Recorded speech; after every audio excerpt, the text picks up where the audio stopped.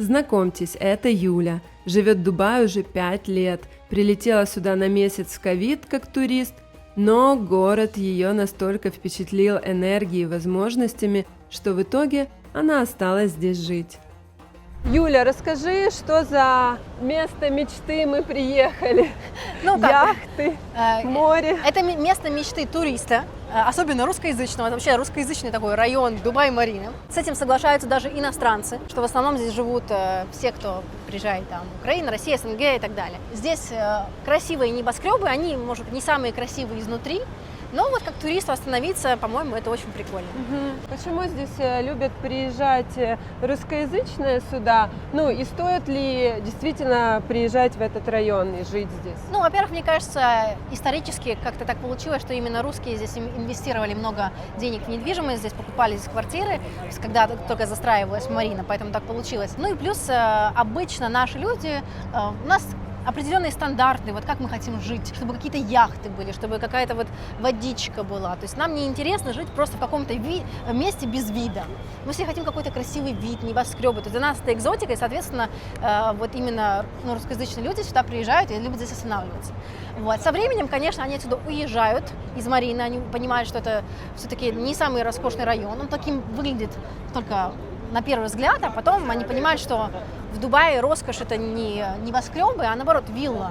Вилла, либо какие-то малоэтажные дома, но новые, типа вот как City Walk там, или, например, Blue Waters, искусственный остров. Вот это считается здесь роскошью. А вот эти башни уже не такие роскошные, здесь очень много хостелов сейчас стало появляться внутри. Это не может считаться каким-то лакшери жильем. Когда ты только приехал сюда, это выглядит очень прикольно, шикарно. Да. Да. Ну и погулять тоже неплохо, кстати.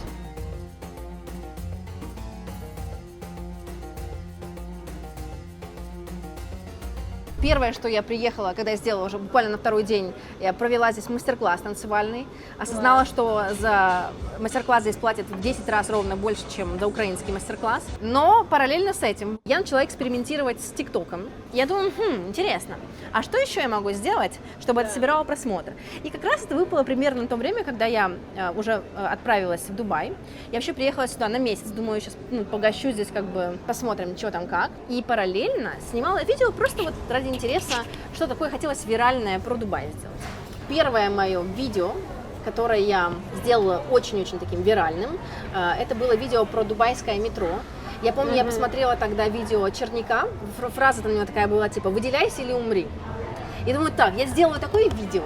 Просто вот, не знаю, что там еще помедитировала, помню, пришел заголовок у меня яркий. И суть видео была в том, что люди наши вот, русскоязычные, они когда заходят в метро, они не знают элементарных правил, вот, например, там вот есть женский вагон, и все заходят в этот женский вагон мужчины. Вот. А там написано Women and Children, прям большими буквами. Я понимаю, что проблема в том, что, скорее всего, наверное, люди не знают английского языка. Да. Вот получилось мое такое первое виральное видео, которое собрало 1 миллион просмотров моментально. Мне начали писать рекламодатели, рекламироваться у меня в профиле. Я думаю, так, стоп, я что-то делаю не то. Нафиг все эти ивенты. Так думаю, какой продуктивный месяц, столько всего. В общем, да, поэтому вот так вот у меня потихонечку все зарождалось. По ощущениям, как будто я год прожила в этот месяц в Дубае. Так все быстро происходило. Мне кажется, даже до сих пор такой есть эффект Дубая, если ты открыт, ты приезжаешь сюда, и здесь сразу начинается жизнь. Ты не раскачиваешься там что-то, сразу погружаешься, и какие-то возможности вот, появляются у тебя.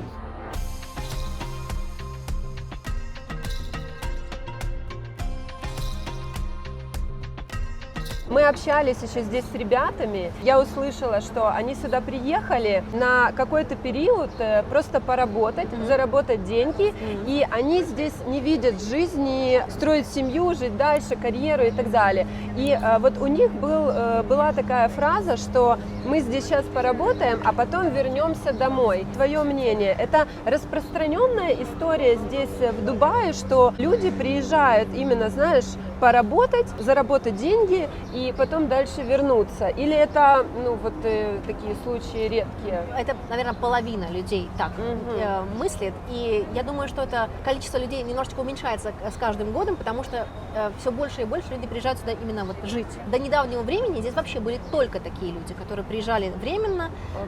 Здесь даже есть категория людей, которые, например, там пытаются подсчитать количество туристов, которые здесь находится. Тут нельзя сказать точную цифру, потому что часть людей здесь живет прямо на туристических визах, могут выехать в Оман и тут же заехать обратно, Да. и виза как бы начинается заново. То есть Да. они даже не получают здесь как бы визу рабочую или просто вот живут вот так вот на туристической визе.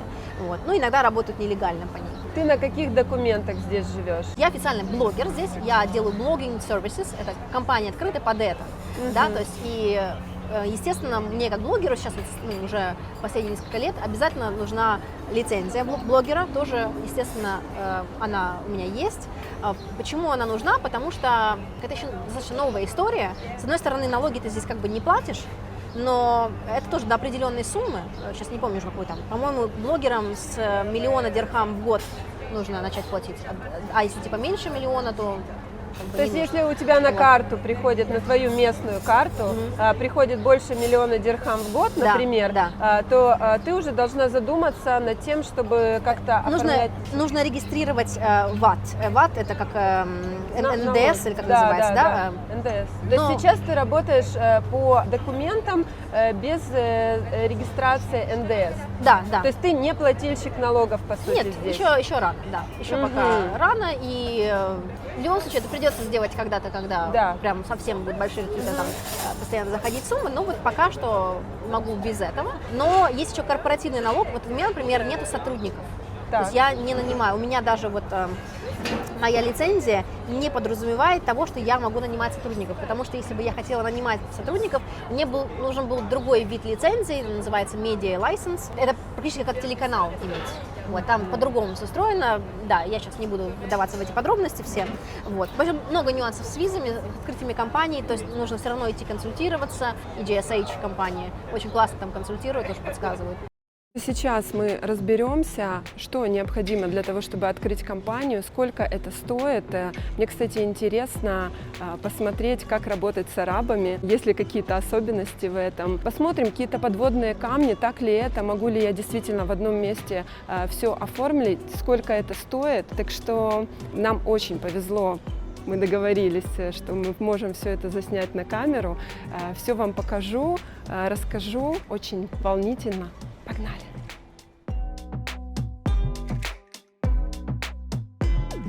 В общем, немногие туристы знают, что, оказывается, немножечко, если хочется поплавать по Дубай-Марине, не обязательно арендовать дорогую яхту там за 1000 дирхамов и выше. Можно прокатиться на общественном транспорте, я называю это маршрутка. Вот, да. Ну вот мы сейчас на недлинную дистанцию едем до Марина Мола. Вот сейчас это, получается, у нас называется Marina Walk Marine Transport Station в Марине. И отсюда мы доплывем буквально там за пару минут до Марина Мола. Такая вот история стоит сколько? 7 дирхамов, да, сейчас? Было раньше 5, сейчас 7.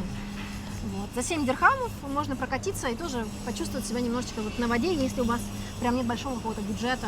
Ну, это по дубайским меркам, можно сказать, бесплатно. Да, да, конечно.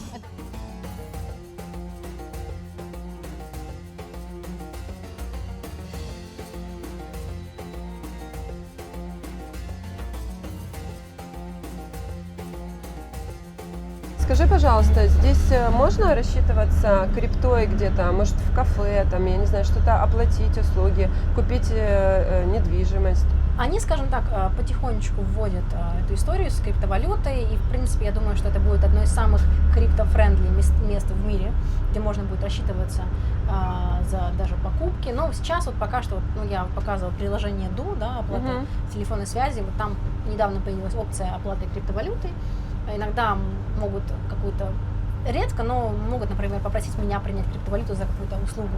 Вот если, например, нету там банковского счета у них или им неудобно, вот, я могу иногда принять в криптовалюте. И этой же криптовалютой, например, не знаю, скинуть подарок сестре, например, там. Вот, ну, то есть такое вот. Так что оно еще только зарождается здесь, но здесь очень много криптообменников. Вот, однозначно эта тема популярна. Открывать криптообменники, обменивать людям деньги. Как они выглядят? Прям это какие-то в магазинах, в молах? Нет, это прямо компания, то есть они находятся, у них есть офис обычно, вот там в бизнес-бэй в основном они находятся. Приходишь, можешь обменять деньги. Коммунальные услуги, что-то вот в таком духе, знаешь, такие как государственные. Был у тебя опыт? Пока что еще нет, но я думаю, что они ведут. Они, правда, работают над этим, у них там прямо сейчас открывают постоянно какой-то департамент крипто чего-то, департамент AI, то есть у них каждый, вот, когда появляется новая какая-то штука, они незамедлительно делают какую-то организацию официальную государственную, которая будет за это отвечать, за исследования в этой теме, да, там, открытие каких-то новых, не знаю, там, бизнесов в этой теме, то есть все это поддерживается, и здесь вот Дубай старается быть в тренде, вот, чтобы быть таким, все равно всегда быть таким хабом, который привлекает самые такие умы богатых людей, самое главное, да, то есть они же хотят, чтобы деньги сюда приходили, и если можно стать страной номер один, которая привлекает вот именно такими свободными условиями использования криптовалют, конечно, полностью свободных не будет, все равно там они, ну, если ты вообще никаких не вводишь regulations, ты попадаешь в серую зону, естественно. Вот, и Дубай только вышел из серой зоны, и, соответственно, ну, вообще, вот, и понимаешь, что, конечно, они не хотят, ну, какой-то плохой репутации себе, но насколько это возможно, вот, дать свободу вот, использования крипты, вот, мне кажется, они стараются это сделать, и вот как раз будет одним из таких мест, где люди будут чаще всего использовать криптовалюту.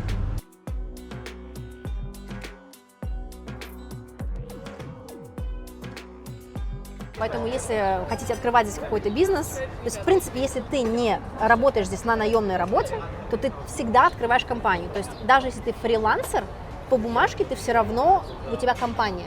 Да. То есть ты имеешь компанию, то есть в любом случае. Но да. при этом ты не плательщик НДС сейчас. Нет, на еще данный пока момент. нет. Но скажу так, это все эти правила меняются каждый год.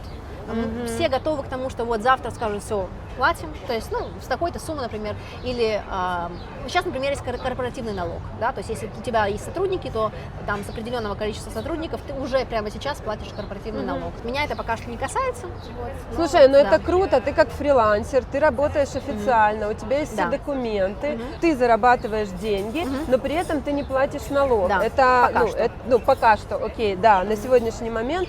И, ну, я считаю, это очень круто для стартапера, для человека, для диджитал номада, например, да, то есть, который приехал и только начинает раскручиваться, да, то у тебя есть такой, ну, как временной пул, может быть, да. Да.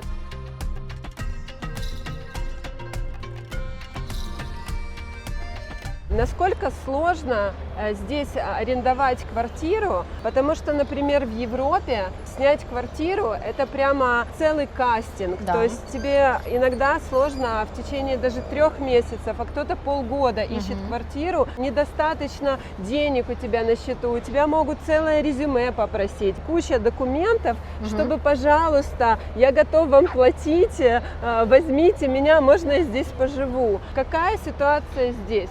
Ну, во-первых, я всю эту историю знаю, потому что, опять же, я чуть пожила в Германии, у меня сейчас сестра живет в Нидерландах, такая же проблема. Ты можешь иметь на руках все документы, миллион денег, и все равно ты приходишь на просмотры, там по 20-30 человек одновременно с тобой на просмотре, да, ну, то есть это дикость, конечно. Здесь такого нет вообще, никак такого чего подобного. В зависимости, конечно, от категории квартиры, если совсем-совсем дешевая, то здесь на них очень большой спрос. Ну, скажем так, если это студия или там one bedroom в каком-то районе, например, типа Марины или GLT.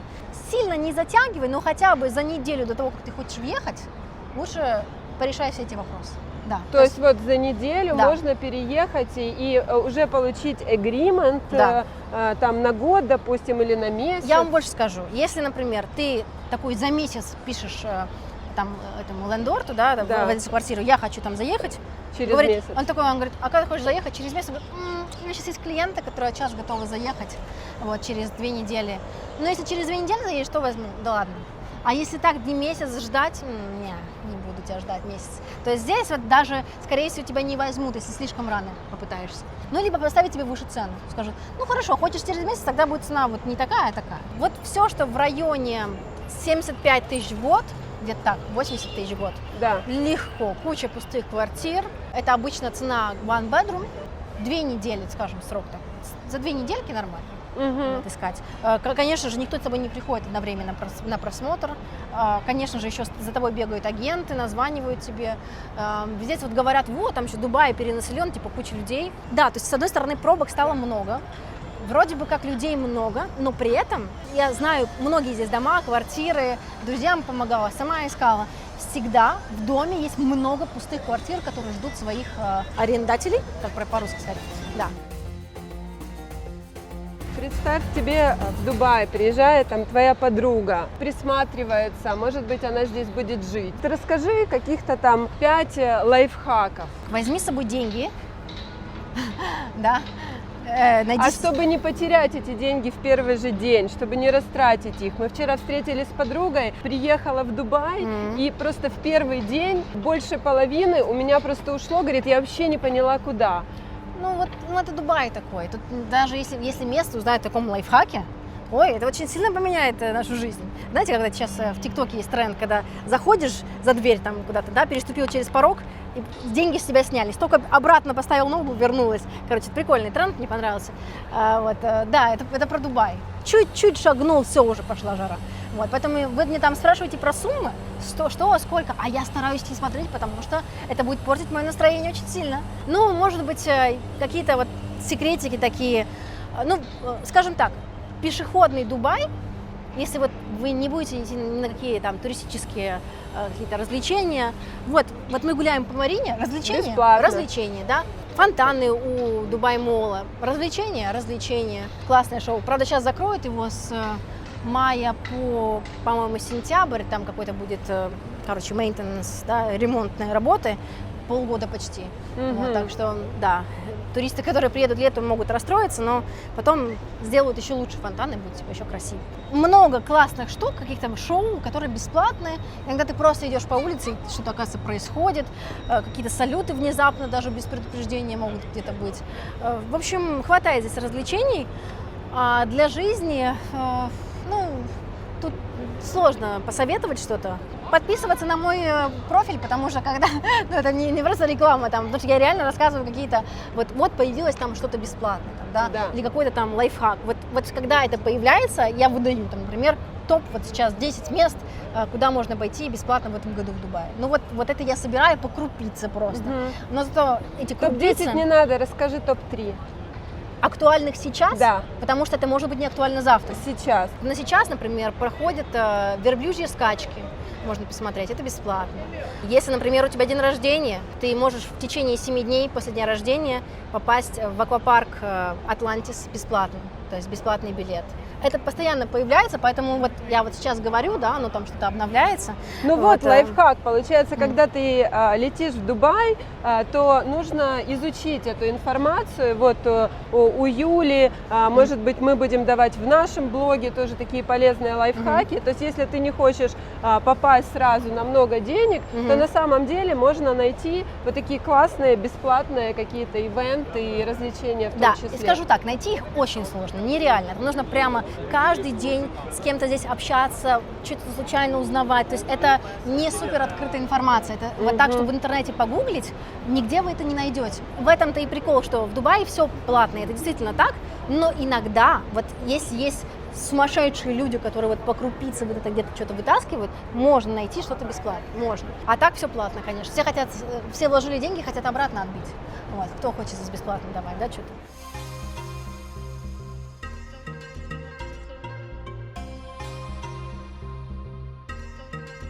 Куда еще в месяц уходят здесь деньги? Может быть, на штрафы какие-то? Когда ты только сюда приехал, наверное, да, штрафы будут, потому что ты, например, там, вовремя не заплатил за электричество, тут же тебе пум, штраф. Парковка там, например, да, или там превысил где-то скорость. Они вот везде, или, например, камере показалось, что ты не пристегнут. Или там полицейский проезжал, и мне показалось, что не пристегнут, я был просто в черной одежде, например, и не видно было, что там есть ремень. Только уже могут штрафовать, но, правда, это можно обжаловать. Эти штрафы, они накапливаются, и ты их платишь раз в год, или это происходит как-то ежемесячно или сразу? Ну, там, на самом деле, зависит от штрафов, насколько я знаю. Некоторые вообще, там, просто я не водитель, я сейчас, наверное, не обладаю прям супер актуальной информацией, но есть некоторые штрафы, например, которые нельзя заплатить, например, до тех пор, пока ты не приехал лично в их участок и не посмотрел фильм о том, как нужно пропускать пешеходов на дороге. И будь ты миллиардер, ты должен прийти и посмотреть обучающий фильм. То есть пока ты этот фильм не посмотришь, тебя не отпустят и даже не дадут заплатить. Только посмотрел, и тогда можно заплатить. Хорошо, я поняла, что у тебя нет машины, ты пользуешься такси или ходишь пешком. Как здесь вообще жить пешеходу? Есть вот более-менее пешеходные районы, типа как вот GLT и Марина, и там в принципе, комфортно быть пешеходом, нормально. Но все остальные районы преимущественно вообще не приспособлены к тому, чтобы пешеходы там ходили. Даже вот бизнес-бэй, если посмотреть, там не везде бордюры есть. Иногда нужно ходить по какой-то, не знаю, по чему песку, там какому-то странному. Вот. Ну, нету часто тротуаров, нету светофоров, нету где перейти. Просто, да, дорогу никакого не... зебры нету, например. Иногда ты видишь перед собой какое-то здание, точно так же, как ты на машине, например, ты думаешь, что ты можешь сейчас туда дойти быстро, Да. а на самом деле тебе нужно вот так вот обойти, потому что ближайший пешеходный переход полчаса пешком идти. Да. Вот. Тебе нужно так вот обойти, и ты не можешь перескакивать на дорогу, перебегать, потому что тоже штраф. Мгм. Вот. Кстати, вопрос, если кто-то думает, что здесь не штрафуют пешеходов, штрафуют. Я лично видела и даже знаю людей, которые переходили дорогу в неположенном месте и их штрафовали. Мгм. Поэтому не только водителей штрафуют, а пешеходов тоже. Я не получала, но я знаю, как многие люди сюда приезжают и думают, да, сейчас Быстренько всегда перебегу. быстренько перебегу, там, или там, кто там увидит. Все они видят, они все видят вообще прекрасно. Ты пользуешься общественным транспортом? Есть здесь вообще такое понятие, как общественный транспорт? Ну, здесь, опять же, зависит от района. Например, здесь в Марине есть трамвай. Мгм. В принципе, это удобная история в Марине, да, воспользоваться трамваем. Здесь есть метро, но, если честно, после ковида, после отмены всех этих ограничений, здесь стало очень много людей, и я перестала пользоваться и метро, и трамваями, и вообще всем транспортом, потому что он просто переполнен сейчас. Настолько стало трудно вообще попасть. Иногда даже на саму станцию зайти, нужно стоять в очереди на некоторых станциях, чтобы просто зайти вовнутрь. Ну, это как бы, мягко говоря, не очень комфортно. Мне уже легче и быстрее просто вызвать такси, чем так вот стоять снаружи. Окей.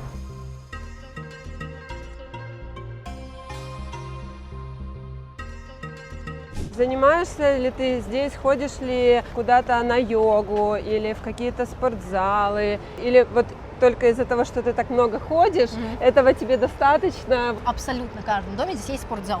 Он бесплатный, то есть, ну, как бы ты используешь его, он уже входит в общий сервис Charge, который ты платишь. Там и бассейн, и сауна, и спортзал. Сауна не у всех, правда, есть, но она выглядит просто, ничего прям роскошного. Ну, просто бассейн, просто спортзал, просто сауна. Ну, знаешь, это так звучит, когда Да. ты сейчас в Дубае, и ты такая, и в каждом доме это есть. А вот сейчас люди нас смотрят из разных, знаешь, точек России, Украины, Казахстана и так далее, у которых, ну, то есть они просто мечтают о Прекрасно таком. понимаю. знаешь. Конечно, да, особенно бассейн. В смысле бассейн В дома? смысле сауна А, дома? у нас джакузи там еще есть. Не делайте такую ошибку, как я. Я сейчас уже выезжаю из своих апартаментов в бизнес-бэе, и только сейчас я увидела, что есть в моем доме.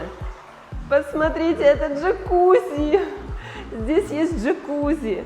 Здесь есть вот такой потрясающий вид с теплыми вот такими шезлонгами. Здесь есть сауна. И я это все, пропустила. Вот она, сауна. Вот здесь есть Steam. И я уезжаю. В общем, вы поняли, обязательно, когда вы приезжаете, узнавайте, что есть в вашем доме, потому что практически везде есть джимы, везде есть сауны. И, короче, не провтыкайте такую возможность.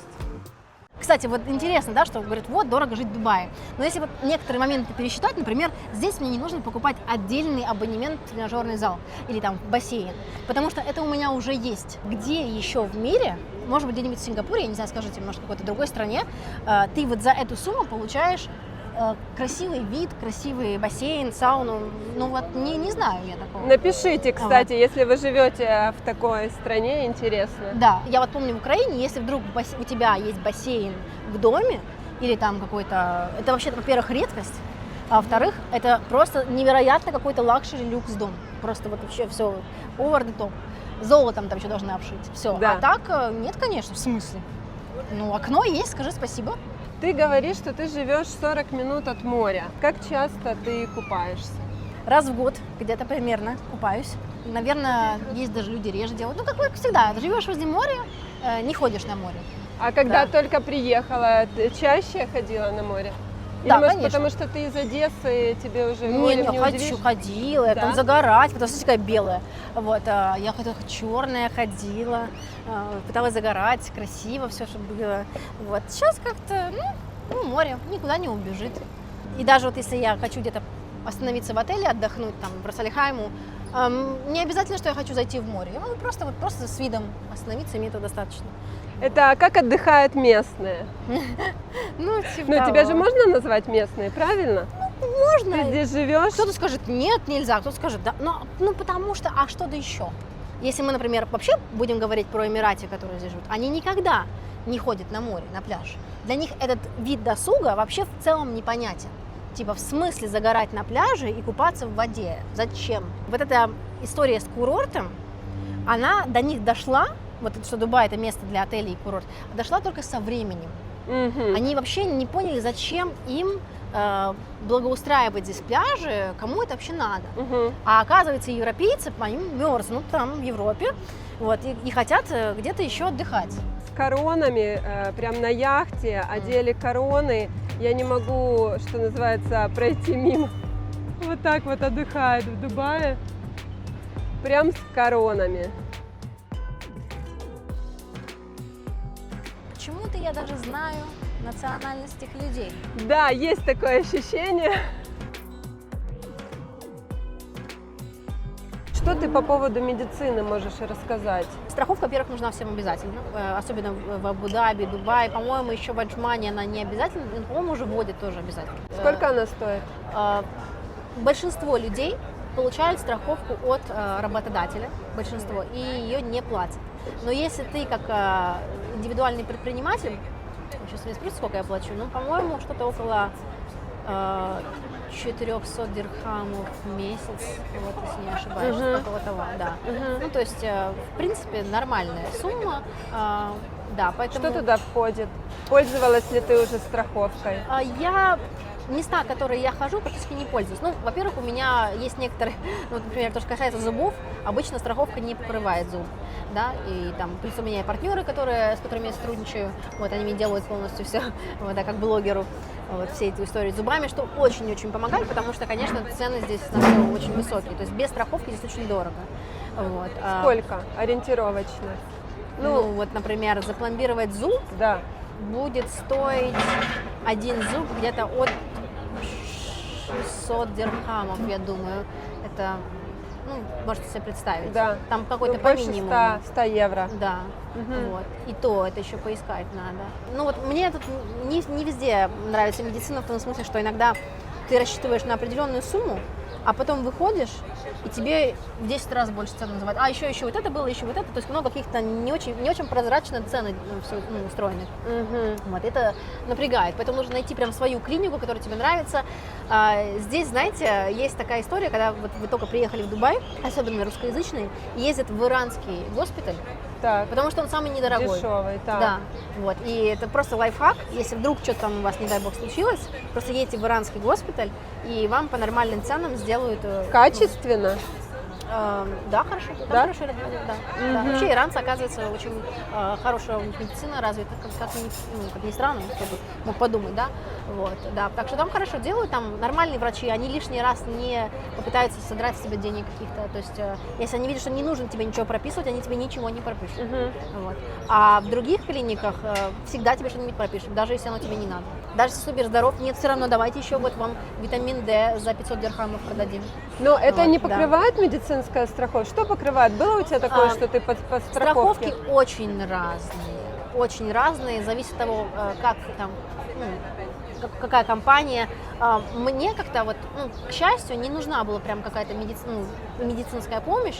Я, в принципе, вообще стараюсь сильно не обращаться к врачам.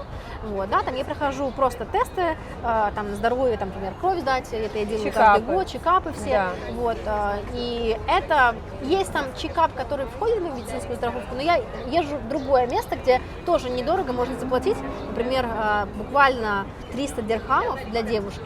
И тебе полностью делают весь чекап, все крови, всего там. Иногда даже выгоднее не по страховке, потому что страховка включает какие-то определенные клиники. Да. Вот. И если, например, там твоей клиники нету, можешь пойти в другую, если там тебе цена устраивает. Иногда страховка покрывает половину чека, да, того, что ты потратил. Здесь не все так это понятно и прозрачно. Мне кажется, страховка здесь вообще самое главное, это, наверное, тогда, когда ты собираешься рожать детей, потому что вот роды здесь будут очень дорогие.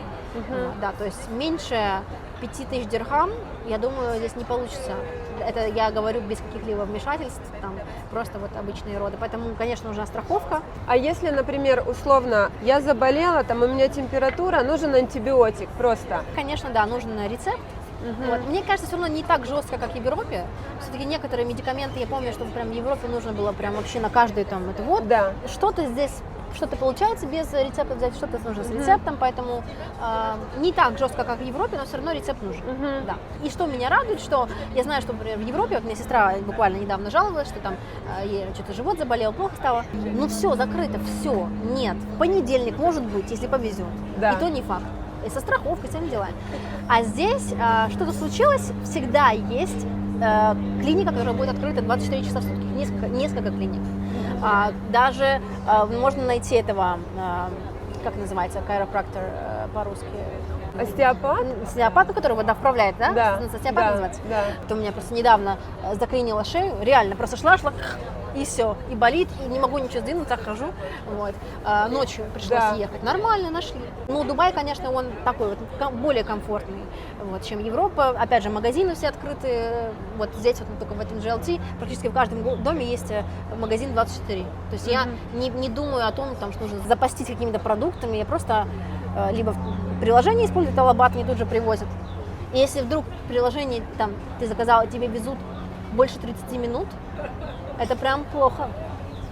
Единичку рейтинг должны быстро вести, серьезно. В воскресенье тоже Да, нету любой такого, день. что закрываются Ночью, магазины? Да, нет вообще, просто идеально. И мы тут разбалованы, потом я иду в Европу куда-нибудь на лето, мне начинает дергаться глаз. В смысле, я не могу, я хочу сейчас, вот сейчас 12 часов ночи, я хочу это пирожное. В смысле, я не могу его заказать?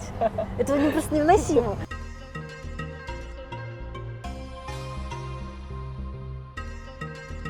Сколько в месяц тебе нужно для жизни в Дубае? Я даже не хочу считать, потому что если я начинаю считать, я схожу с ума. Вот. Кстати, интересно, видите, они вот сделали туристическую лодку, но они не думают об этом как, типа, чтобы люди вид смотрели. Не видно, да. То есть, например, где-нибудь там в Европе, мне кажется, вообще бы никогда в жизни не заклеили бы такого. Здесь даже туристический автобус, когда пускают, типа хоп-н-хоп, знаете, вот когда подбирают тебя на разных станциях, такие уже заклеенные окна. И думаешь, подождите, но это же туристический автобус. Разве не суть в том, чтобы смотреть со стороны вот всю вот эту вот красоту? Нет.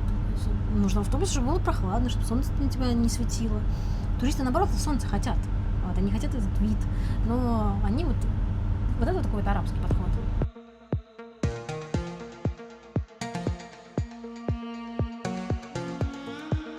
Вот ты здесь 5 лет живешь. Когда ты приезжаешь в новую страну, хочешь не хочешь, вначале идет какой-то период адаптации все-таки. То есть это у тебя лично, это полгода, год. 3 года. Да, вот, чтобы понять, где твои места, но опять же, у кого какие стандарты. Кому-то норм вот эта кафешка и какой-то там салон рандомный. Да. И есть люди, которые спокойно живут, вот ходят, вот просто то, что у них там в доме находится, их устраивает. Лично мне где-то 3 года, да, чтобы я нашла свои рестораны, которые мне нравятся, салоны и так далее, да, какие-то процедуры, врача. Дубай, он такой интересный. Здесь, чтобы интегрироваться, да, вот продолжая про интеграцию, здесь нужно быть очень открытым человеком, в буквальном смысле, не замечать, какого цвета человек, на каком языке он говорит. Я, например, бывает, встречу человека, и мне кто-то там говорит, так это вот он был африканец там, или индус, а я не помню. Я не помню, какого человека цвета и какой он национальности. Я просто помню, что мы разговаривали, вот, потому что я на этом не фокусируюсь. Только так, мне кажется, ты действительно здесь можешь интегрироваться. Но если ты на все смотришь через призму своей национальности, культуры, да, то есть если у тебя, ты расист, наверное, грубое слово, но в любом случае там ограничиваешь себя там или какими-то стереотипами мыслишь, будет очень сложно. Мне кажется, Дубай — это новый такой современный город. Он современный именно потому, что все учатся жить друг с другом. Вот как дети, например, они, когда малыши приходят в детский сад, в интернациональный, они не понимают, что это одной расы, другой, они не задумываются об этом, они просто играют друг с другом. Дубай, вот он похож на вот это сейчас. Он не полностью стал таким, он еще не идеальный, многому нужно чему измениться, вот, чтобы все прям понимали друг друга. Здесь все равно есть и расизм, и все дела. Просто он как будто один из таких первых городов, где люди учатся жить в мире, вне зависимости от национальности, вне зависимости от языка, потому что если будешь пытаться здесь что-то из себя строить, тебя тут же выкидывают из Дубая. То есть тебя депортируют моментально, никто не будет с тобой играться, поэтому здесь вся эта история, например, с какими-то там забастовками, какими-то, не знаю, там, эти плохие, эти хорошие, здесь вообще это даже нельзя разговаривать.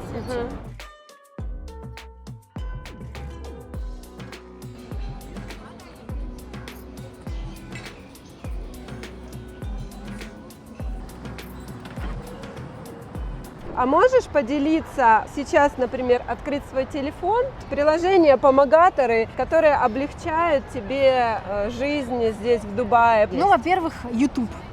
И он меня кормит. Да. И как Инстаграм. Вот YouTube и Инстаграм самые полезные приложения для блогера. Рекомендую. В любой стране да, мира. В любой стране мира, однозначно. Поддерживаю. Переписки здесь рабочие всегда обычно в WhatsApp. Никто тебе здесь не пишет в Телеграме. Только, может быть, какие-то друзья, которые в теме, что Телеграм существует. Так. Вообще все рабочие переписки всегда в WhatsApp. Куча чатов каких-то. Uber, Bolt, Z новые. Ну, сейчас в основном я Uber использую. VPN есть.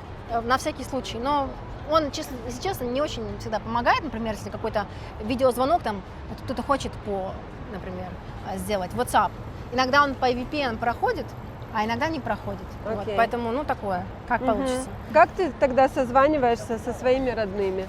По Zoom. Zoom не требует VPN. Окей. Да. То есть у тебя еще и Zoom есть приложение? Да. Приложение Talabat, однозначно, доставка. Я в него захожу чаще, чем в Instagram. Так, что за приложение? Расскажи. Приложение, где можно заказать еду из ресторана, либо, например, там, не знаю, из магазина, либо из аптеки. Реже Карим, приложение такое же, доставка, но мне больше Talabat нравится. А скажи, пожалуйста, по городу передвижение. Вот Google карты тебе показывают, куда ехать. Иногда в Google картах не всегда обновляются актуальные названия станций метро, потому что здесь их названия меняются каждые полгода. Подожди, название метро, станции метро меняются каждые полгода? Ну, или каждый год. Почему? Как это? Потому что в Дубае все деньги. Шок-контент. Зачем станции метро простраивать просто так с каким-то рандомным названием, если можно какую-нибудь большую компанию попросить заплатить за название. Например, вот мы сейчас проходили Shoba Realty. Shoba Realty – это название застройщика. Так. И, соответственно, почему бы нам не предложить застройщику такой вот интересный вариант арендовать себе, станцию, чтобы постоянно, когда люди приезжают на метро, объявляется остановка, какая Shoba Realty. На подсознанке откладывается постоянно Shoba Realty, Shoba Realty. Но это на ближайшие полгода, да? А потом резко может поменяться? Смотря насколько они арендовали. Окей. Обычно там год. Ну, год даже. Год до 5 иногда. Иногда бывает чаще меняется. Да. Вот, например, 5 лет была станция метро Машрек, да. А сейчас она называется Insurance Market.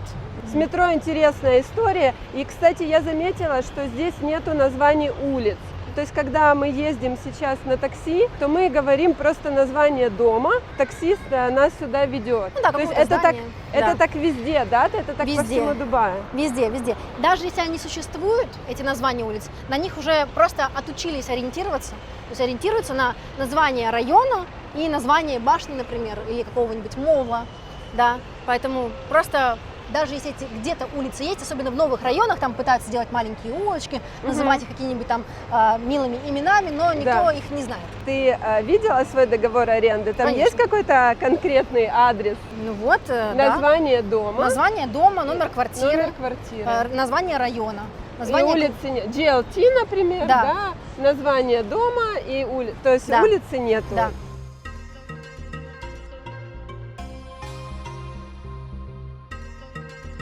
С мужем, когда ты отдыхаешь, ты не ездишь во все эти там музей будущего здесь, да, там куча 5-звездочных, 7-звездочных отелей и так далее. Я туда езжу, но на работу. Ага. Потому что я, например, сотрудничаю с компанией, да, которая организует все эти билеты. Ну, я в буквальном смысле посетила уже все туристические места. Музей будущего только раз 5 или 6 уже была. И до того же меня уже тошнит этот музей будущего, не могу на него смотреть. Но, потому что это контент, и нужно снимать, я туда ездила много раз и приезжаю. Отели точно так же, да, мне же постоянно пишут отели про сотрудничество, давайте, пожалуйста, приезжайте к нам отдохнуть, но честно скажу, что это не очень отдых, то есть ты когда останавливаешься в отеле, все равно, может быть, я не могу расслабиться, может, кто-то может, но мне нужно сфокусироваться, то есть если я снимаю рекламу отеля, мне нужно все показать, да, все нюансы, всю еду, это, с одной стороны, очень прикольный такой плюшки для блогера, то есть ты останавливаешься, тебе дают самый шикарный номер в этом отеле, тебе дают питание 33 раза в день, развлечения там, например, вот в Атлантисе, когда я снимала в Атлантис, меня и погрузили в аквариум с акулами, хотя я не хотела, это страшно было, я вообще плавать не умею, понимаете, вот, потом 30 каких-то 3 варианта ужина, тут же самый большой аквапарк в мире, там же он находится, да, в этом Атлантисе. Да. То есть все это нужно показать, и там у тебя определенный режим. Ты не можешь просто так вот лечь, полежать на кроватке. Нет, ты все время, у тебя список того, что нужно отснять, и ты такой, ну все, теперь можно отдохнуть, и закончились выходные. Я езжу туда снимать, мне нравятся все эти фишечки, но я еще отдельно, кроме этого, просто езжу в отель, вот, который сама я себе забронировала, купила, да. Потому что я просто хочу ничего там не снимать. Вообще, обычно к сотрудничествам приглашают не 4-звездочные отели, а самые лучшие топовые, потому что у них маркетинг там продуман на несколько лет вперед. У них там есть даже определенное количество денег на год, который им нужно потратить на блогеров. И если бюджет, например, не использован на весь год, они, соответственно, в следующий год его просто уменьшат. Это не то, чего они хотят. Чтобы хотя бы не уменьшился бюджет, им нужно как можно больше интеграции сделать, каких-то приглашений блогеров. Ну, вот поэтому особенно сезон у меня летом стартует, когда у них не забитые отели туристами, очень постоянно приглашают что-то поснимать, показать. Вот, правда, летом не так кайфово тоже, потому что жарко, и ты как бы возле бассейна сильно долго не посидишь.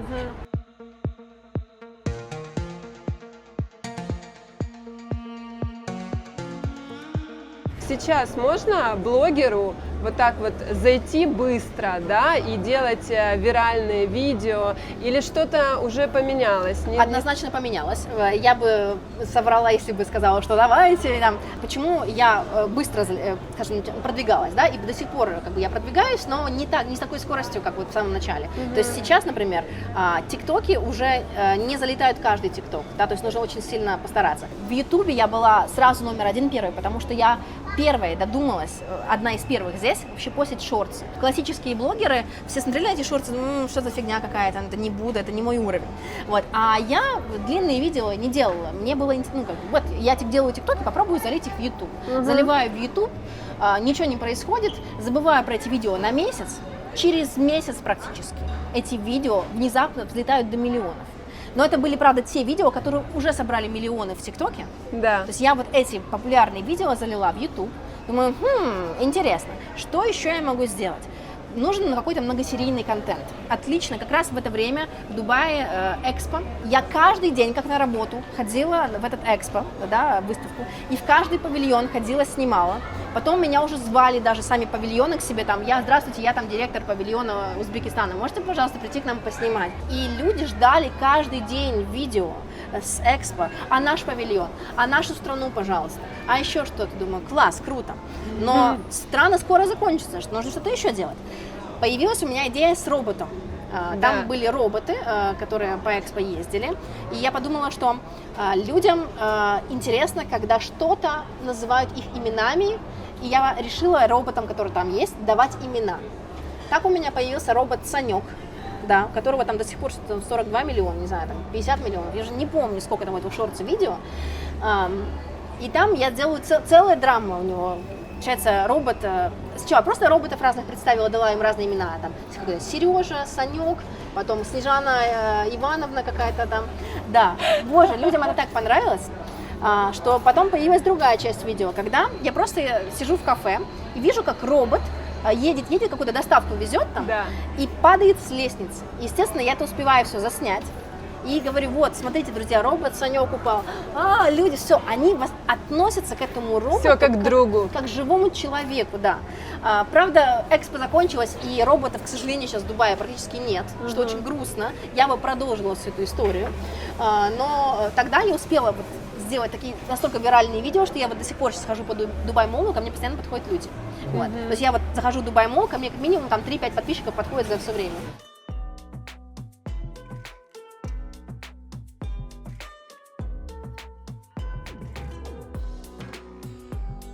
Нас смотрят блогеры, и многим интересно, что им нужно сделать для того, чтобы их, вот как и тебя, начали приглашать вот эти вот супер-лакшери 5-звездочные отели, чтобы почувствовать себя звездой. Да, но на самом деле многие думают, что для этого нужно много подписчиков, а я знаю людей, которые это делают с 1000 подписчиков.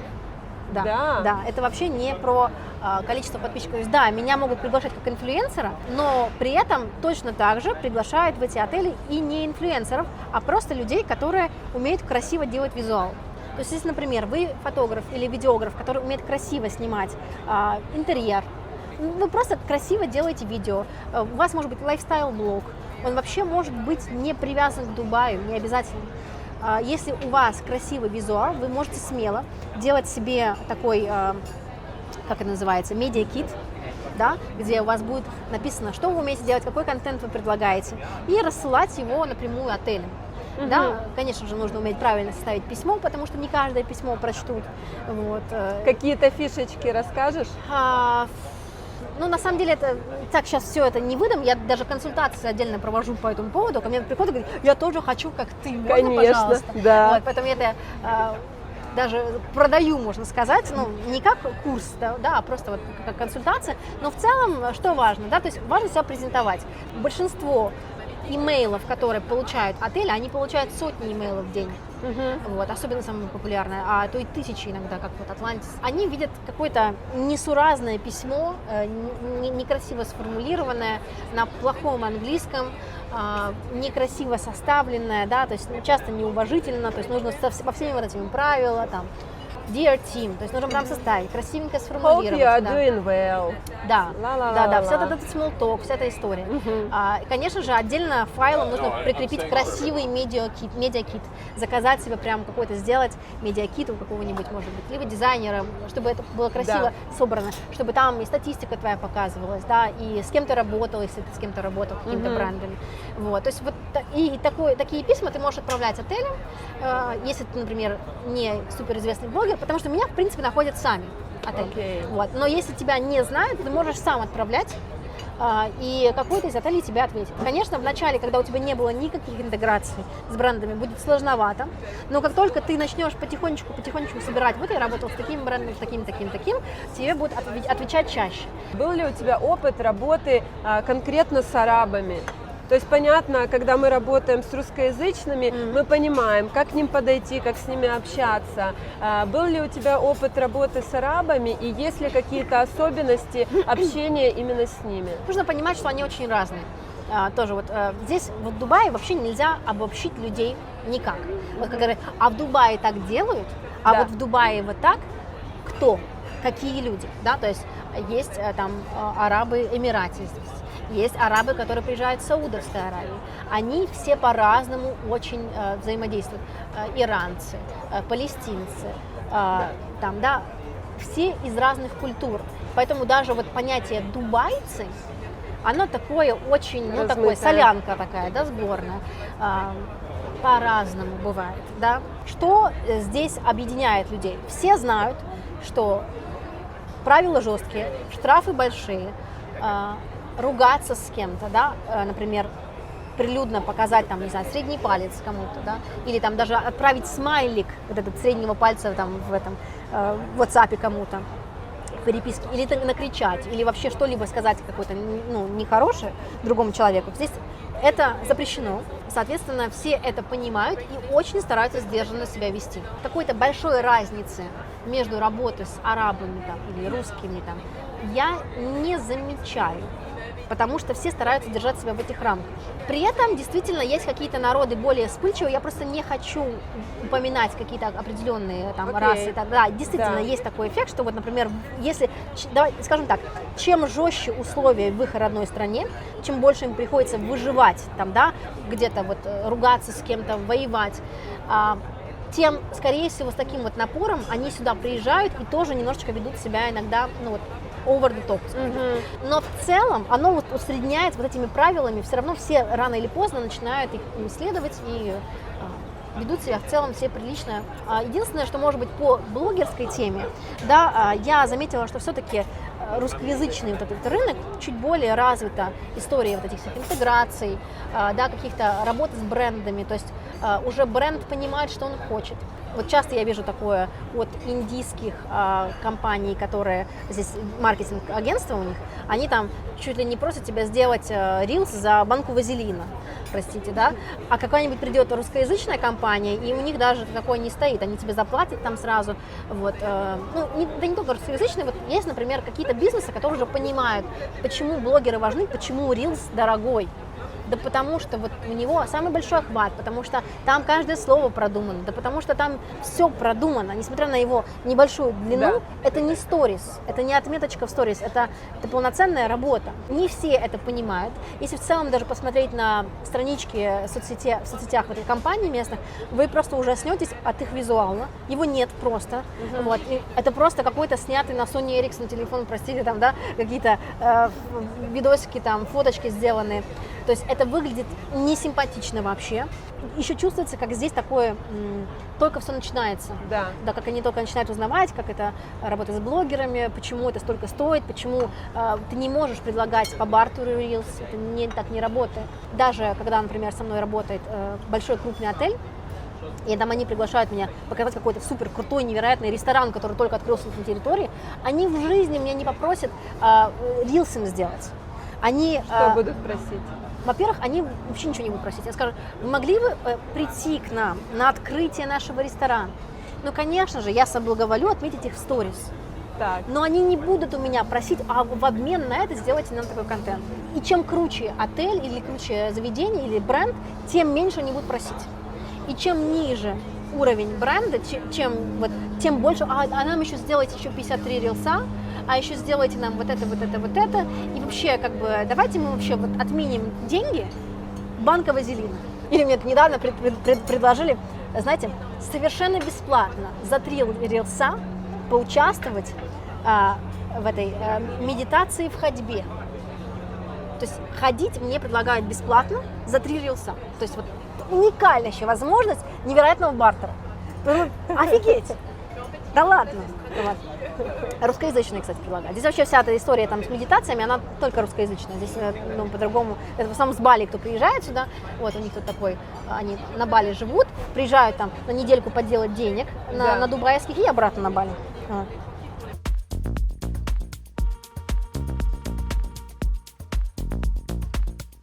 Вот у тебя внутренний темп, он быстрый, да? Ты говоришь, что ты не можешь медленно ходить, тебе нужно быстро.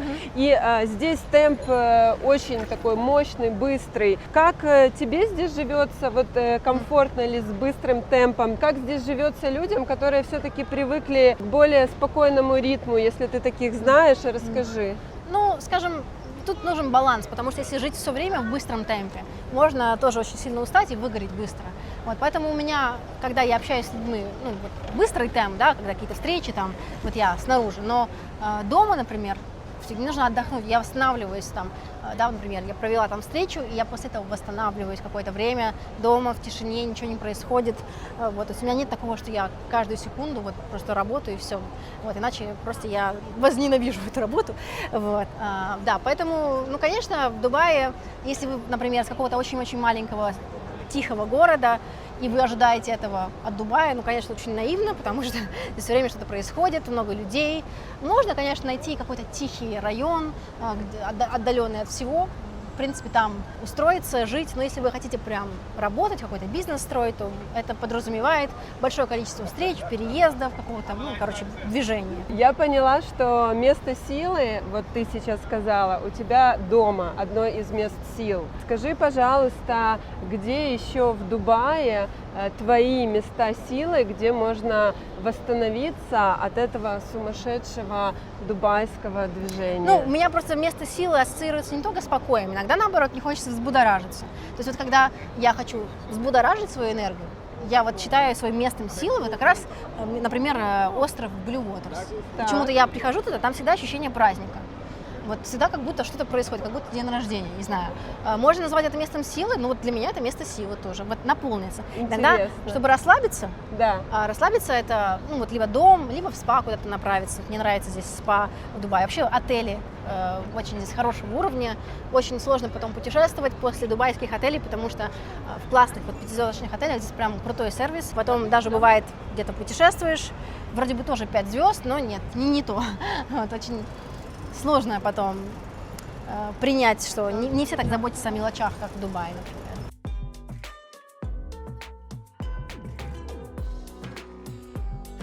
Есть такое ощущение, что, знаешь, вторая религия в Дубае – это ЗОЖ. Нет. Вот поделись, да, как ты это видишь? Нужно понимать, что, опять же, Дубай – это сборная солянка людей с разных стран мира. Если мы говорим про арабов, точно нет. Они не то, что там не любят какую-то полезную еду есть, они и пешком ходить не любят. То есть у них все перемещение на авто. Если нам говорить о европейцах, действительно, европейские всегда на великах, особенно кто приезжает там из Британии, из Нидерландов, там, Франции, они вот любят здесь на великах, они любят там, не знаю, какую-то простую еду, не переедать, например, маленькие порции. Вот. Ну, опять же, зависит от того, о ком мы говорим, потому что здесь понятие местные, ну, наверное, это просто люди, которые здесь долго живут. Но при этом они могут быть из разных культур, с разными какими-то, пониманием такого, что полезно, что нет. Например, фигуры, стандарты фигуры. Вот в арабской культуре я слишком худая для них. То есть я должна быть где-то килограмм 80, чтобы я была красивой для арабского мужчины, например. Да? При этом для нас будет нет, наоборот. Чем худее, тем лучше. То есть все по-разному. Скажи, что тебя удивляет, может быть, до сих пор, или удивляло больше всего, вот живя в Дубае? Пожалуй, все-таки вот эти дороги, развязки сложные, когда ты вроде бы видишь перед собой какое-то здание и думаешь, ну вот, сейчас 5 минут к нему, но ничего подобного. Вот, потому что сложные развязки, либо пропустил поворот, и это означает, что тебе еще иногда плюс 40 минут ехать. Даже такая дубайская шутка, типа там, все, я думаю, знают, типа свернул не туда, приехал в Абу-Даби. Да, то есть, реально, то есть иногда там, или в Шарджу. Бывает такое. Ну да, вот мы сейчас сюда ехали, в Марину, написано было 5 минут, мы свернули не в тот поворот, и сразу резко время поменялось на 15. Да, и это еще пробок нет. Это еще пробок нет. А если ты вдруг, единственный твой альтернативный путь идет через пробку, то иногда добавляется час-полтора, и ты все, и ты никуда не можешь деться. Ты не можешь на обочине припарковаться и пешком пройтись. Нет, ты не можешь этого сделать. Ты там, все навсегда. Что еще? Что удивляет? Боже, меня уже так трудно чем-то удивить, здесь надо прям задуматься. Но, наверное, меня удивило, когда я приехала сюда, что все-таки вот эта история с ограничениями там, в одежде, типа там, что все должно быть закрытое, что этого нет, потому что я приехала сюда, укутанная там, закрытое платье, длинное, все, короче, ничего там. Я так старалась, чтобы соответствовать, приезжаю, тут в труселях вся ходит. Ну ничего себе. А куда, что это? По-другому как-то, да, не так, как я думала? Действительно, оказалось, что Дубай, он такой свободный, здесь, в принципе, все разрешено. Единственное, что, может быть, более консервативные Эмираты, типа Шарджи там, или Абу-Даби, могут чуть-чуть на тебя косо посмотреть, и то это уже отходит в прошлое, вот просто с каждым годом чувствуется, насколько это меньше и меньше.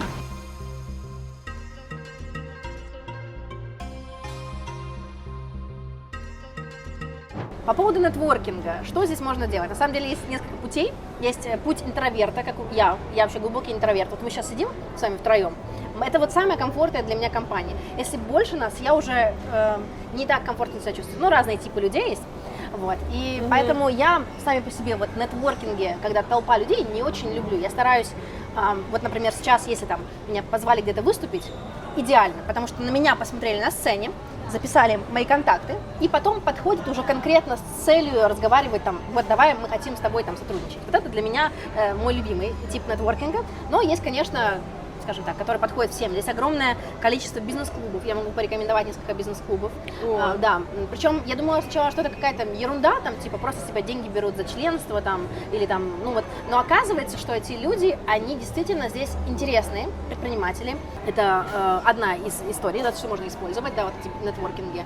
Ну и путь блогера тоже для меня очень нравится, то есть, например, когда ты постишь виральные видео, тебе начинают писать бизнесы. И это, наверное, самый мой любимый способ. Вот, например, мои самые-самые лучшие контакты, которые у меня появились, это только благодаря блогерству. Например, там, да, у меня есть знакомых там люди, самый дорогой детский сад в Дубае, Atlantis The Royal, да, кто там управляет. То есть эти контакты появились только благодаря контенту. Вот. И мне это нравится больше всего, потому что они сразу видят, кто я, сразу видят качество, сразу предлагают что-то посотрудничать. Потом мы, может, каким-то другим проектом встречаемся, да, обсуждаем какой-то другой проект. Вот. Поэтому вот так. Для меня, мне кажется, это самый лучший вариант.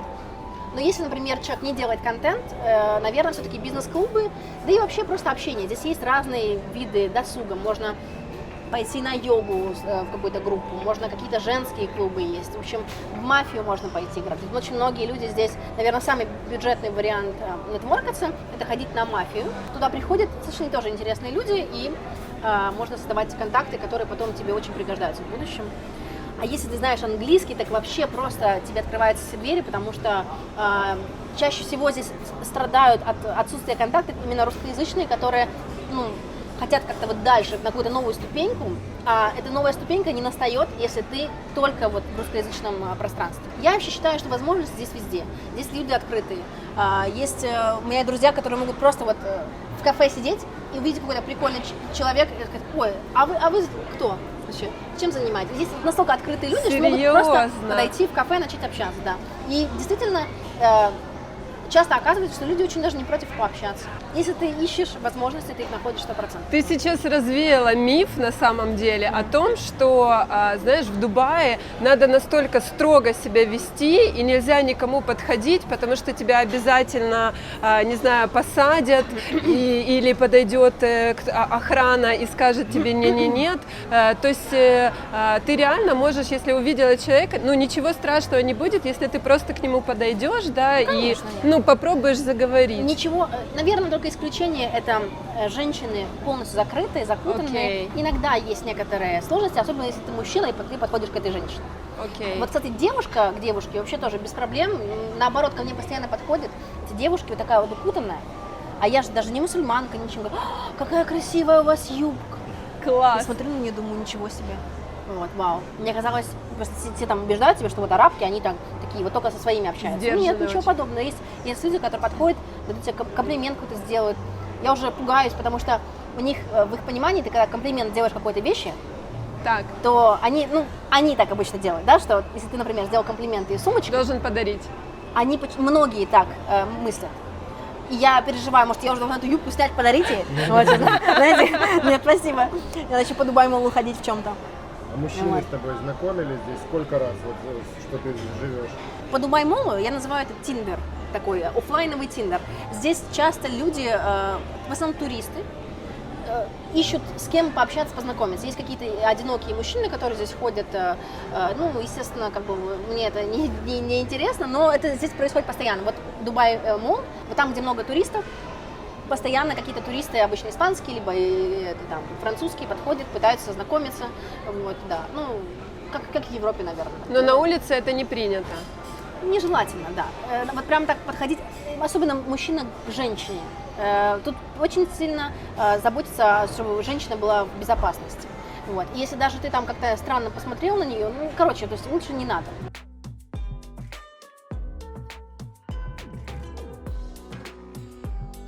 Все-таки особенности жизни, вот какие они? Особенности жизни в пустыне. В Дубае. Ну, во-первых, в Дубае я практически все время забываю, что мы живем в пустыне, просто потому что не очень похоже на пустыню. Вот, как-то по-другому она будет. Я вспоминаю, что мы в пустыне, наверное, когда, если полевая буря, причем, что она вот не так, как вот мы в фильмах представляем, вот ты идешь там сквозь бурю, какие-то песок на тебя летит. Нет, просто небо становится желтым, И ты так вот идешь вроде по улице, вроде ничего не происходит, но у тебя на зубах поскрипывает песок. Вот это полевая буря здесь. Да, бывают, конечно, более какие-то жесткие прям ветра с песком, но это очень редко. В основном полевая буря — это просто все желтое вокруг. Балкон, кстати, все время у меня в пыли. Это у меня горничная больше всего времени всю уборку проводит не внутри квартиры, а на балконе, чтобы просто каждый раз вымыть этот тонны этого песка. Вот. И это буквально вот, она помыла, на следующий день уже опять все желтое. Да, то есть нюансы. Влажность. Многие думают, что сухая пустыня, что тут, наверное, сухо, это же пустыня, Да. правда? Ничего подобного. Это сумасшедшая влажность. Вообще все вот эти дома здесь вокруг страдают в первую очередь от влажности, от грибка, который здесь появляется. Да, то есть здесь же вот эти... В жизни бы не подумала. Вот, все это приходит, особенно здесь вот, близко, когда живешь к морю, Персидскому заливу, вот эта вся влага приходит. У меня дома стоит осушитель воздуха, такая машинка. Не знаю, видели у меня, может, в профиле, нет? Я снимала как-то видео про нее. И за буквально пару дней набирается, ну, таких хороших пару литров воды из воздуха. Думаешь, офигеть, так можно так воду добывать? Вот, новый бизнес, да? Вот. И еще у меня висят такие специальные такие впитывающие пакетики в шкафах во всех, везде. И там за пару дней набирается тоже весь пакет воды. Прям за пару дней. Потому что мне люди не верят. Говорят, Да. это неправда. Есть, кстати, люди, которые живут чуть-чуть подальше от моря, и у них не так сильно эта влажность, и они могут даже не заметить, если, например, они живут в каком-то отдаленном районе Дубая, могут не заметить, что Дубай такой влажный. Да. Но вот чем ближе ты вот сюда, к Персидскому заливу, тем больше ты страдаешь от этой влажности. Вот, да, так что вот эти такие специфические моменты, вот, что, оказывается, нужно не увлажнять воздух дома, а осушать его, потому что просто все будет сырое. А если ты уехал, особенно летом, когда влажность особенно повышена, если ты уехал на пару недель и не оставил кондиционер включенным, ты приезжаешь домой, и у тебя просто лужи воды на полу, вот так, ты по ним ходишь, хлюпаешь, стекает, со стен стекает. Как я приехала после каникул в Европе, и у меня по стене такой поток, водопад. И я думаю, что случилось? А это вот Кто-то залил. закрытые балконы, понимаете, закрытые балконы, и все стекает. У меня вот друг, который дает Airbnb, иногда, когда он уезжает летом, просит меня зайти к нему в квартиру, проверить, не выключила ли горничная случайно кондиционер, потому что если он все будет в воде.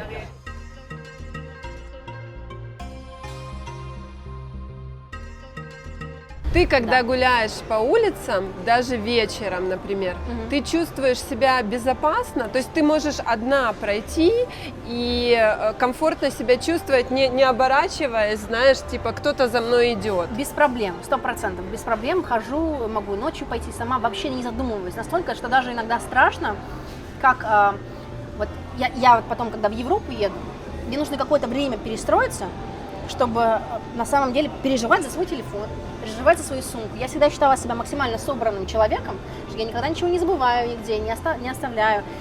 Сколько раз я только в этом Дубай-моле оставила свой телефон и сумку, вы себе не представляете. И это, с одной стороны, и хорошо, и с другой стороны, меня это пугает. Вот, потому что, вдруг я разучусь контролировать свои вещи, когда мне действительно нужно в какой-нибудь стране. Вот, так То что... есть еще один, не миф даже, а правда. Получается, если ты оставляешь свой телефон или оставляешь свою сумку, никто ее не заберет. Ноутбук посреди. Единственное, что, конечно, есть некоторые районы, где я бы этого не делала на всякий случай. Какие? Например, Дейра, старый район. Туда приезжает много рабочих, или там Бур-Дубай. Очень часто эти люди, вот те, которые там живут всегда, они очень дружелюбные, безопасные, но есть иногда, которые приезжают там на неделю поработать. Вот, например, сейчас через пару дней начинается Рамадан. И это самый-самый опасный месяц здесь, потому что приезжают различные попрошайки с разных концов мира реально на один день, чтобы попрошайничать и в этот же день улететь. Там, по-моему, в позапрошлом году была женщина, которая наколедовала за день там что-то $40 тысяч, что-то какую-то нереальную сумму за один день. Это в первый день Рамадана происходит? На протяжении всего Рамадана. То есть получается, что у мусульман, если ты отказываешь просящим, то это считается как бы не очень хорошо по отношению к Аллаху, вообще к религии, соответственно. И поэтому очень многие этим пользуются. Но в Дубае все равно строго говорят, что если вы видите такого человека, звоните в полицию, потому что не нужно ему помогать. В Дубае запрещено бомжевать, попрошайничать. Но есть люди, которые, несмотря на это, все равно там пытаются жалиться, там как-то помочь. В общем, поэтому это процветает здесь, и каждый вот Рамадан полиция особенно рассылает прямо смс-ки, говорит: друзья, будьте начеку, потому что месяц Рамадан, месяц попрошайки. Вот здесь так много живут людей с разными национальностями, с разной религией. Как они здесь уживаются в плане того, что там разные праздники, разные какие-то, там, может быть, время молитв, там еще что-то. Самая главная религия здесь все-таки это мусульманство, да, и главные государственные праздники это всегда мусульманские праздники. Вот сейчас, например, в эту субботу, по идее, наступает месяц Рамадан, и это, значит, целый месяц будут сокращенные часы работы там некоторых работников, да, даже в private sector. Это главный праздник, как типа Новый год для нас, да, я так причем понимаю? это как бы пост, и потом еще после этого есть такой праздник Ид, то есть по окончанию Рамадана праздник Ид, и на него дарят подарки. Это как раз тот самый типа день X, когда вы обмениваетесь подарками, и потом через пару недель после этого еще один Ид. То есть там еще второй раз, когда они тоже дарят друг другу подарки. То есть я всегда прикалываюсь, говорю, у вас 2 Рождества, потому что вы 2 раза дарите подарки. Вот. И это как раз время скидок, вот этих всех историй. И всем это нравится, и мусульманам, и не мусульманам, потому что это прикольная праздничная атмосфера, делаются всякие фестивали. Но и кроме этого, здесь есть другие праздники, например, индийский праздник Дивали. Да, это праздник именно индусов хинду, не мусульман, а хинду. И это тоже празднуется очень массово. Все посвящено этому празднику, все эти украшения, весь Дубай в этих лампочках, каких-то свечах. То есть вот, красиво все это празднуется. И, конечно же, Рождество. Рождество здесь тоже празднуется, неважно, мусульмане это не мусульмане. Люди у меня, и даже знакомые мусульмане, ставят у себя дома елку. Елку ставят, потому что им это прикольно. Подарки дарят прямо вот этого 25-го. Не потому что это религиозный праздник для них, а потому что это прикольно. Весело. Очередной повод подарить друг другу подарки. Да. Вот. Причем, что ходят на рождественские ярмарки здесь. Вот вы удивитесь, если придете здесь на рождественскую ярмарку, это, во-первых, красивейшая ярмарка. Это какие-то нереально украшенные елки. Даже в Европе уже так нет красиво, как здесь делают. Здесь даже делают искусственный снег. Снег падает с неба, делают, чтобы было полное погружение Рождества. Единственное, что, может быть, здесь нет глинтвейна, который делают. Потому что здесь нет холода. Все остальное, там горячий шоколад, например. Представь себе, там декабрь, жара 26 градусов, ты с горячим шоколадом ходишь и делаешь вид, как будто это настоящий снег. Вот. И они все это очень любят, и вы вот зайдете на любую ярмарку, увидите, что большая часть людей это те самые вот арабы, которые в этих белых, господи, платьях, да. Одежды национальной своей. Да. Вот. Это как раз вот эти ребята в основном ходят на ярмарки рождественские, казалось бы, да? Ну, вот такой вот Дубай. Конечно, более консервативные там мусульмане, так, они скажут, нет, типа, харам, такое не надо делать. Но они, как правило, в Дубае не живут. Это могут какие-то быть приезжие из Саудовской Аравии, там, например, или какого-нибудь, может быть, там из Шарджи. И то даже в Шардже уже все поменялось, там стали более так свободно ко всему относиться. Тоже есть рождественские ярмарки, там даже в Абу-Даби уже есть рождественские ярмарки. В общем, все это меняется, и просто все понимают, что туристы, которые приезжают сюда зимой, а здесь же как раз самый сезон зимой, их нужно как-то развлекать. Так получилось так, что не только туристы, оказывается, это полюбили, но и местные тоже. Вот так вот мы празднуем все праздники, все вместе, не привязывая себя к какой-то религии. Хочешь, можешь привязывать, можешь не привязывать. Вот. Мне нравится все. На Дивали мне очень нравится, делают салюты красивые.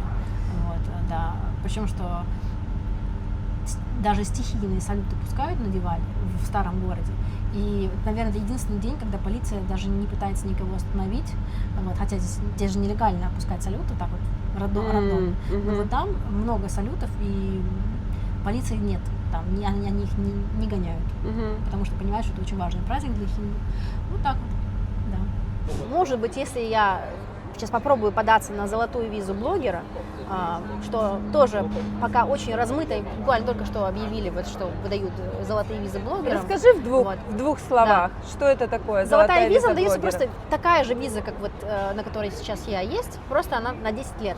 Не нужно каждые 2 года обновлять, потому что ты же не так же получил визу и все. Нет, каждые 2 года ты заново платишь все эти сборы, все, ну то есть дорого. Ты до сих пор это делаешь, да? Каждые 2 года тебе нужно обновлять. Ну, раньше было каждые 3 года, а сейчас стало каждые 2 года. Да, то есть сейчас меня спросите сумму, я даже да, не хотела вспомню. только что спросить. много. Ориентировочно? Ну, где-то около $3000, мне кажется, выходит вся эта история. Мгм. Со всеми этими сборами за визы, за лицензию, ну, около того, да. Окей. Вот. И вот сейчас правительство объявило, что блогерам может выдавать золотую визу на 10 лет. Да, но не просто каким-либо блогерам, скорее Так. так, инфлюенсеров, то есть их интересуют вообще творческие люди. Это тоже виза не бесплатная, все равно тебе нужно выложить $6000 за нее, Мгм. вот, то есть это, но на 10 лет в итоге так дешевле выходит, чем, например, каждый раз платить заново.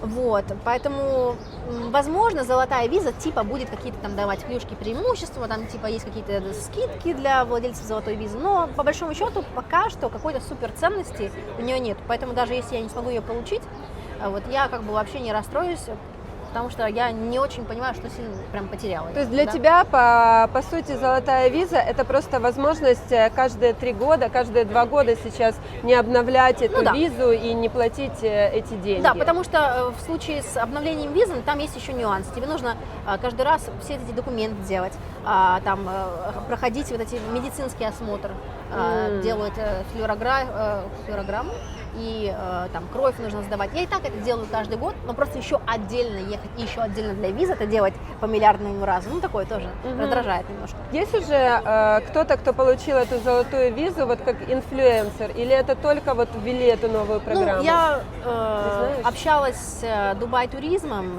и пока что известно только про арабоязычных инфлюенсеров, которые получили. Пока что я не видела русскоязычных инфлюенсеров, которые получили что-то. Дело в том, что еще эту визу могут получить не только инфлюенсеры, которые живут здесь, но и даже те, кто не живут здесь.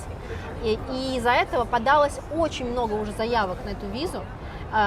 И даже супер крутым инфлюенсерам, я знаю, блогер, если, может быть, слышали, Марина Могилко, Да. она тоже подалась на эту визу, хотя она живет в Штатах и приезжает сюда раз в год, но она тоже хочет золотую визу. А у нее там тоже и куча каналов, и миллионы просмотров. Да. И вот она уже, получается, 3-й месяц пытается эту визу получить. Вот. И хотя это ей там тоже кто-то позвонил, типа по ускоренной программе, там кто-то ей пытается, то есть это по ускоренной. Поэтому, не знаю. И пока что, я так понимаю, что пока не удалось. Может быть, получится. Да, то есть вообще многие блогеры подались на эту визу, это просто уже огромный поток людей в очереди. Да.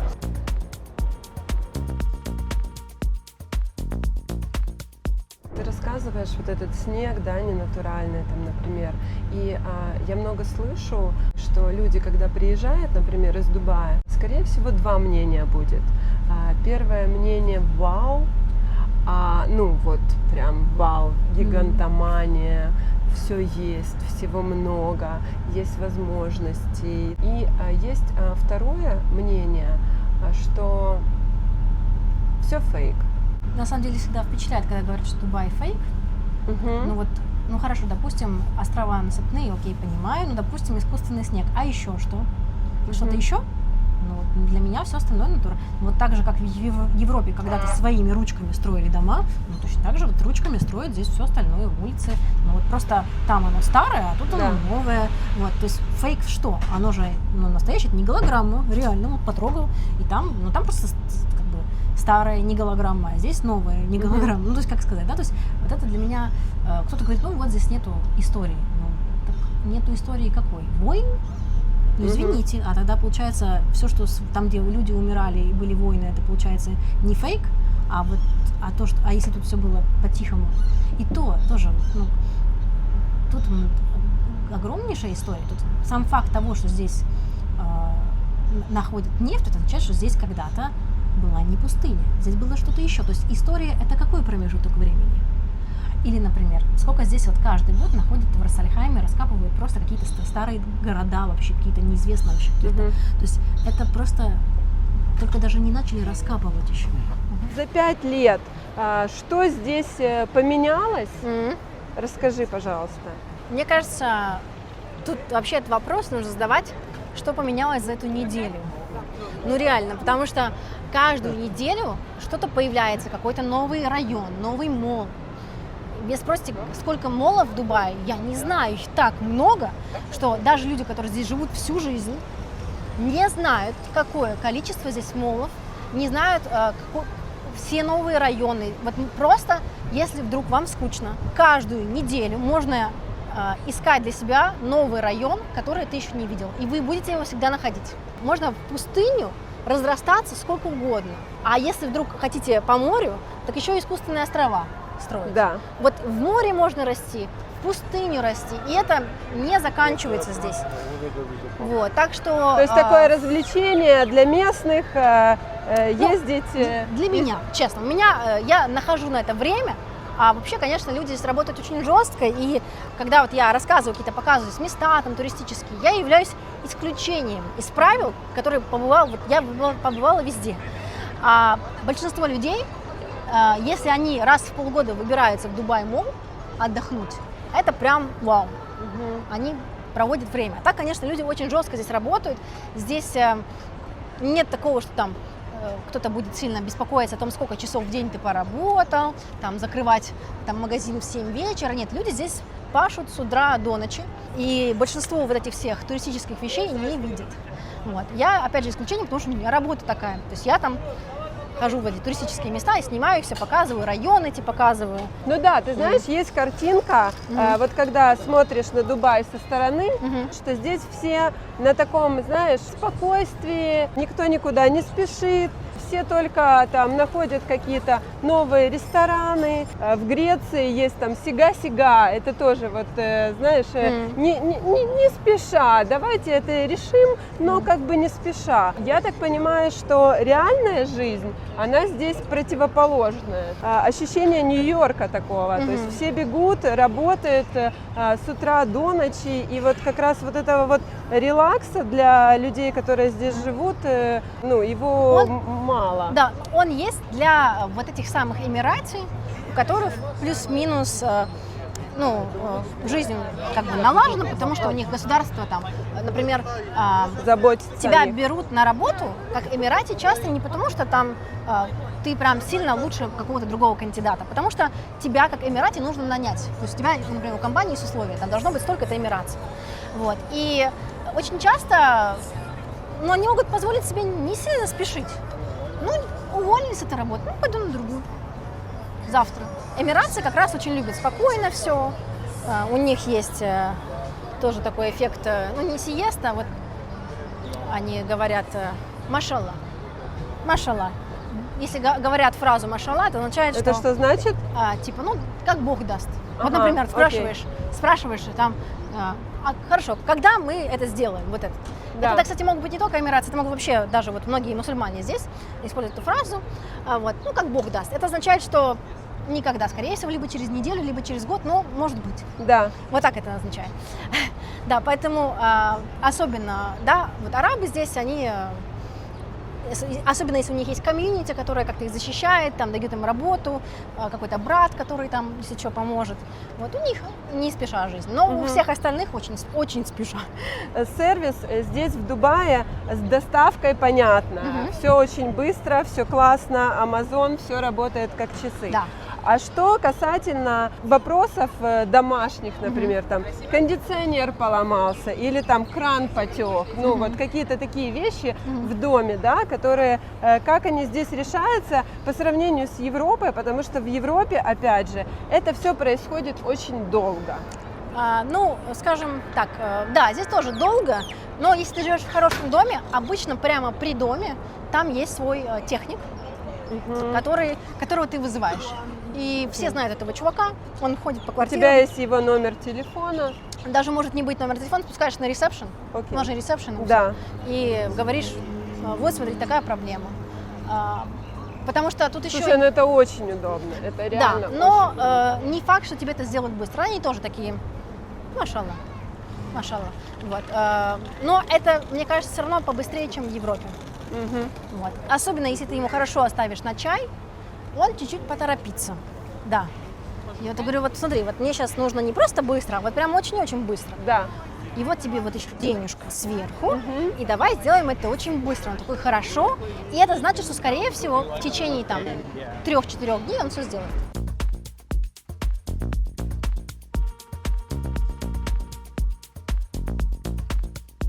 Юль, спасибо тебе огромное за эту встречу, за то, что ты поделилась ценной и полезной информацией. Спасибо. И на самом деле Юля нам очень сильно помогает, и не только вот сейчас с этим интервью, а уже 3 года она нам помогает с развитием нашего канала, она нам помогает даже в мелочах по приезду, там что-то, например, там возьмите кофточки, потому что вечером в Дубае уже может быть прохладно, вот, поэтому Юля, помимо того, что она мощный профессионал, она еще действительно очень классный человек, и огромное удовольствие было с тобой провести время, Спасибо. пообщаться. Спасибо тебе огромное. Надеюсь, не последний раз. Обязательно запишем что-то Еще много будет, наверное, интересных проектов. Обязательно, да. Для этого что нужно сделать? Подписаться на канал, да, не пропустить следующее какое-нибудь наше интересное видео. Вот, и поставить лайк, будем благодарны. Подписывайтесь на канал Юли, мы тоже поставим вот где-то здесь ссылку на YouTube канал, Instagram. Вы уже поняли, что у Юли ценная, очень полезная, своевременная, что немаловажно, информация по Дубаю. Будем оставаться на связи. Обязательно подписывайтесь на наш канал, ставьте лайки. Нам все это очень-очень приятно. И сейчас у нас 300 000, идем к 1 000 000. Так что только благодаря вам.